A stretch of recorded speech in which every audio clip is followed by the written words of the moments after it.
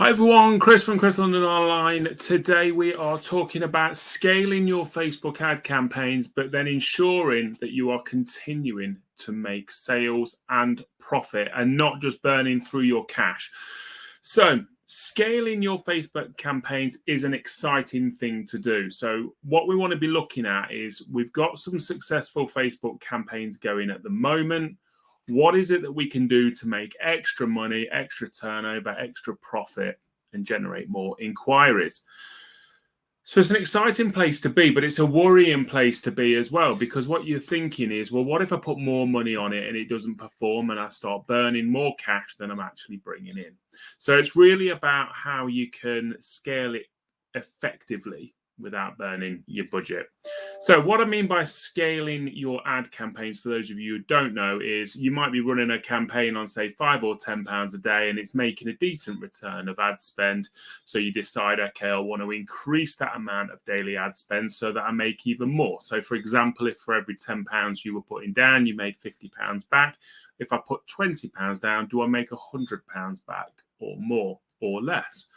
So that's what we're talking about when we're talking about scaling ad campaigns. Now, there's two different ways that you can scale an ad campaign. So first of all, what you need to do is look at the ad campaigns that you've got running at the moment and decide whether it's working or not working. Are you getting a return on ad spend for what you're putting out there? Any of the ads that you might be running and split testing that aren't working effectively, you just cut them off and kill them off, okay? Because if they're not making you money, then they're just an expense, okay? Otherwise, what we've got is winning ad sets or winning ads, the ones that are providing us with a return of ad spend. Now, those ones we'll want to scale up. Now, there's two different ways that we can scale. There's vertical scaling, and there's horizontal scaling. So let's talk about each of those in a bit more detail. So vertical scaling is simply increasing the budget on the winning ads to make sure that you're putting more daily budget down to hopefully then get more inquiries. So if you double the budget, do we get double the inquiries or double the sales? So when we do that, what we don't want to do is suddenly go from, okay, well, I'm spending £5 a day to, okay, I'm going to put £100 a day down on that. One, you'll more than likely shove the advert back into learning phase, which means it's going to go back to basics and not retain that data and information that it's got that's not optimized.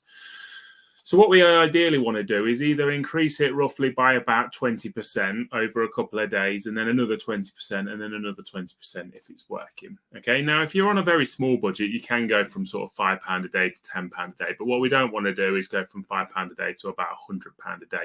So ideally, just scale in 20% increments and every couple of days. And then it should hopefully then stay out of the learning phase and stay with all that learning that it's got and be all optimized and therefore provide better results. So that's vertical scaling. So we want to put that on when we're seeing success from our winning ads. Now, there's also horizontal scaling as well. So that might be, okay, well, we're running an advert on £5 or £10 a day to this audience of people, and it's bringing us this return of ad spend. Now, we might be maximizing that audience out already. We may be reaching the majority of that audience. And what we don't want to do is have a frequency on that advert that's too high.